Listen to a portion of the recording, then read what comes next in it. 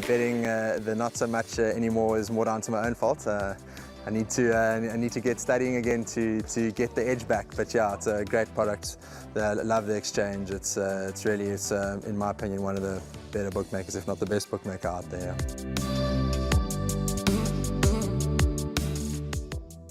Well, race number 6 is fillies and mares 68 handicap. The distance is 1,000 meters. The 6th race will be the last pick 3 on the card. And when we bring up the field, I'm hoping that Graham Hawkins, to my right, is going to give me his thoughts on a horse that I think represents a lot of value here.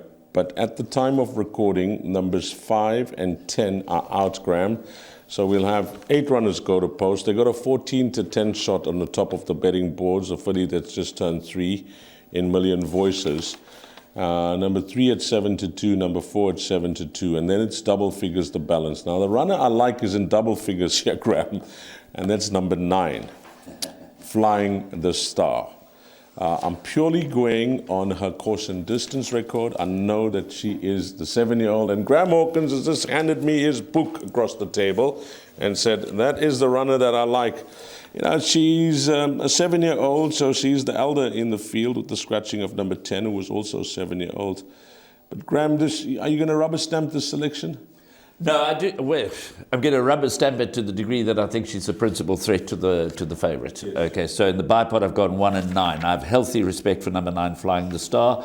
Yes, she's getting on in years. She's had a lot of racing, but you're quite right to point out that this, although she's won twice on the poly track, I think this is very definitely her best course and distance. 1,000 metres at Scottsville, and particularly when the going is firm, the going is frosted up, and the grass has gone brown, and she really enjoys it then. So it's a shallow field. I mean, the average merit rating is 69, but Million Voices, the early favourite, I think she might shorten even further. I can't see money coming for fillies like Flying the Star and Beaded Gown and the others in the race. So the money, if there's money going to come, it's going to come for one horse. It's going to come for number 1, Million Voices. I mean, that second to Quid Pro Quo catches your eye.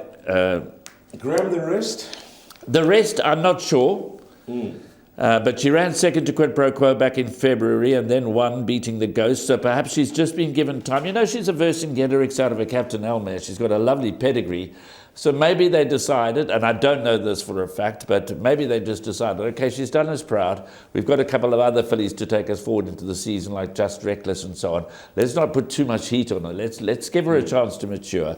If she drifts significantly, that would be a big red flag for me, because I think she brings, yes, she's only just turned 3 and she's carrying 60.5, but she's got pole position and she brings the best form into the race. She brings some big names into the race. So if she starts to drift, that might be an indication that all is not well. We've both identified number 9, Flying the Star, as perhaps the principal threat. Number 3, Pantier D's. It's interesting for me. Because her last number of runs have been really decent, and that kind of form in a race of this nature brings her into the reckoning. But now the cheek pieces go back on again, and if you go back in her form lines, you know, she seemed to lose her form with the cheek pieces, but maybe this will wake her up again. Mama's Baby, obviously there and thereabouts. Princess Hannah not too far back. Beaded Gown ran downfield during the course of the week, but that was on the poly track. She has one on the turf.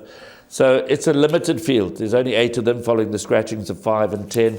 I would be surprised if Million Voices got beat, I'd be honest with you, but Flying the Star, definitely the one. If she fluffs her lines, then I'm going to have to rely on number 9, Flying the Star, to deliver, as you've pointed out. Yeah, I think use the betting as the guide. Graham brings up a good point. You know, if you want to have a go on a horse like Flying the Star, just wait and see, because it's the 6th race. It's the latter part of the race meeting. It's afternoon. What's it, 3:15?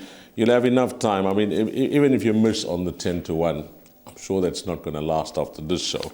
But, you know, she is the horse that represents the value here.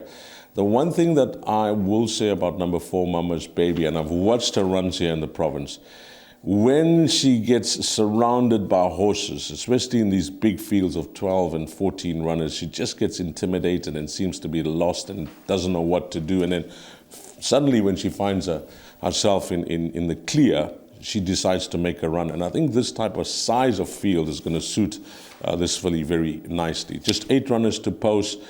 Even if she's slow away and she's not her usual self out the gate, she's not going to be too far off them. I think that she'll be the threat here to either numbers 1 or 9 if there is to be a result here in race number 6. But to summarize, well, let's put it this way. I'm hoping the elder of the race can teach these youngsters some respect and manners in race number 6. And we're talking about Flying the Star.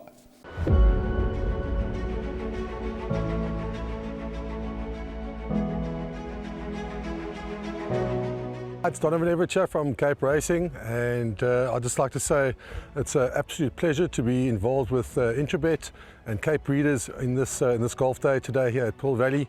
It's fantastic for the industry to see all the relevant stakeholders coming down and having a good time and networking, and it's exactly what the industry needs right now in terms of moving forward and recreating some positivity to take us forward into the next year.